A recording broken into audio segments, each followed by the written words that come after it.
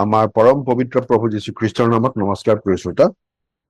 আজিৰ শাস্ত্ৰ পাঠ দ্বিতীয় বংশাৱলী ৩৪ নম্বৰ অধ্যায়ৰ ১৪ৰ পৰা ২১ নম্বৰ পদ। জিহুৱাৰ গৃহলৈ অনা ৰূপ তেওঁবিলাকে উলিওৱা সময়ত হিলকিয়া পুৰোহিতে মচিয়ে দিয়া জিহুৱাৰ ব্যৱস্থা পুস্তকখন পালে। আৰু হিলকিয়াই ছাফন লিখকক উত্তৰ দি কলে, মই জিহুৱাৰ গৃহত ব্যৱস্থা পুস্তকখন পালো। পাছে হিলকিয়াই সেই পুস্তকখন ছাফনক দিলে।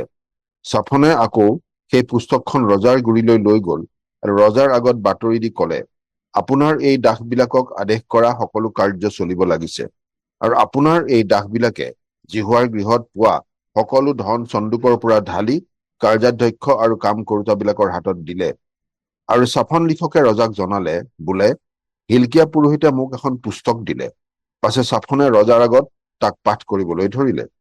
তেতিয়া ৰজাই ব্যৱস্থাৰ বাক্যবোৰ শুনা মাত্ৰকে নিজৰ কাপোৰ ফালিলে। আৰু ৰজাই হিলকিয়াক, ছাফনৰ পুত্ৰ অহিকামক, মিখাৰ পুত্ৰ অবদোনক, ছাফন লিখকক আৰু ৰজাৰ দাস অচায়াক এই আজ্ঞা কৰিলে, তোমালোকে গৈ মোৰ আৰু ইছৰাইল ও জিহুদাৰ মাজত অৱশিষ্ট থকা লোকবিলাকৰ নিমিত্তে পোৱা এই পুস্তকখনৰ বাক্যৰ বিষয়ে জিহুৱাক সোধাগৈ, কিয়নো আমাৰ ওপৰত জিহুৱাই বৰষুৱা ক্ৰোধ অতিশয় ডাঙৰ।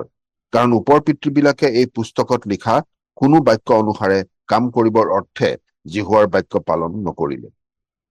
সেয়া আছিল দ্বিতীয় বংশাৱলী ৩৪ নম্বৰ অধ্যায়ৰ ১৪ৰ পৰা ২১ নম্বৰ পদ।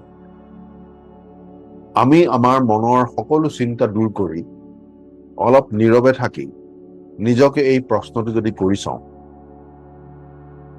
আমি বাৰু জীৱনত সকলোতকৈ বেছি কি বিচাৰি আছো? আমাৰ অন্তৰে সকলোতকৈ বেছি কিহলৈ হাবিয়াস কৰে? বেছিভাগ মানুহেই জীৱনত এনেকুৱা কিবা কিবি বিচাৰি থাকে যিবোৰ তেওঁলোকে চিৰদিন ধৰি ৰাখিব নোৱাৰে। জীৱনটো শেষ হলেই সেইবোৰৰ পৰা তেওঁলোকে বিদায় ল'ব লাগিব। আৰু সেইবোৰে আচলতে মনটোক প্ৰকৃত অৰ্থত সন্তুষ্ট কৰিব নোৱাৰে। জীৱনৰ প্ৰকৃত সন্তুষ্টি আহে একমাত্ৰ প্ৰভু যীশুৰ সৈতে স্থাপন কৰা ব্যক্তিগত সম্বন্ধৰ যোগেৰেহে, আৰু সেইটো অনন্তকলীয়া। যোচিয়াৰ নিচিনাকৈ আমিও ঈশ্বৰৰ সৈতে তেনেকুৱা সম্বন্ধ এটা বিচাৰিব পাৰো। তাৰ বাবে আমাৰ আগ্ৰহ থাকিব লাগিব, প্ৰথমতে তেওঁনো কেনেকুৱা সেইটো ভালদৰে জানিবলৈ। তেওঁৰ বাক্য অধ্যয়ন কৰাৰ যোগেৰেই আমি তেওঁক অধিককৈ জানিব আৰু বুজিব পাৰো। দ্বিতীয়তে আমাৰ আগ্ৰহ থাকিব লাগিব তেওঁৰ লগত এটা মধুৰ সহভাগিতা ৰাখিবলৈ। ঈশ্বৰৰ সৈতে অকলে সময় কটালে আমাৰ হৃদয় তেওঁৰ হৃদয়ৰ সৈতে মিলিত হয়, আমাৰ ইচ্ছা তেওঁৰ ইচ্ছাত বিলীন হয়। আৰু তৃতীয়তে আমাৰ আগ্ৰহ থাকিব লাগিব তেওঁৰ পিছে পিছে চলিবলৈ।